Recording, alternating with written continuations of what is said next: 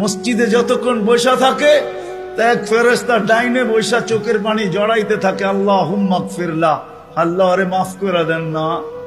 আল্লাহ বলে তোরা তো আইলো গেল কি, আপনার ঘরেই তো বের হইছে,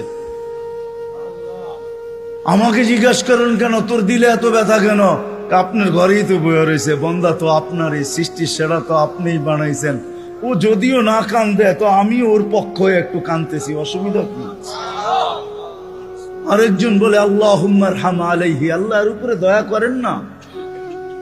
আপনার ঘরে বসে রইল, তারপরে যদি দয়া না করেন তো বাজারে গেলে করবেন, ওটা তো দয়ার জায়গাই না। কি করে না করে না দোয়া? যতক্ষণ মসজিদে বসে থাকে আরেকজন নামাজের সওয়াব লিখতে থাকে। আল্লাহ বলে ঘুমায় তো রইল, তুই নামাজের সওয়াব লেখোস না কেন? ঘুমাইলো তো আপনার বাড়িতেই ঘুমাইছে, আর কোথায় ঘুমাইছে? সওয়াব লিখবো না তো লিখবো না কেন? এটাও ফেরেশতা চালায়। আপনি ভাবেন শ্বাস প্রশ্বাস এমনি নেন? কন্ট্রোল রুম আছে, কন্ট্রোল রুম। হ্যাঁ, হাবায়েক ফি আখবারিল মালায়েক কিতাবে আছে, জালালউদ্দিন সুয়ুতি রহমাতুল্লাহ আলাইহি লেখা। যখন শ্বাস নেই তো ফেরেশতা বলে আল্লাহ আমসিকা ওয়াতরুক, বন্ধ করে দিব না খোলা রাখবো? আল্লাহ 1,60,000 বার মেসেজ থ্রো করে, অটো উতরুক আলী আবদি আজাল, খোলা রাখ, সীমা রেখা দেওয়া আছে।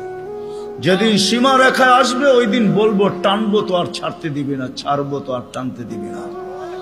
বিনা দ্বিধায় 1,60,000 বার শ্বাস প্রশ্বাস নিতেছি। আসেন একটু ভাবি। সুর তো আমার কাছে নাই যে আমি আপনাদেরকে পাগল করব।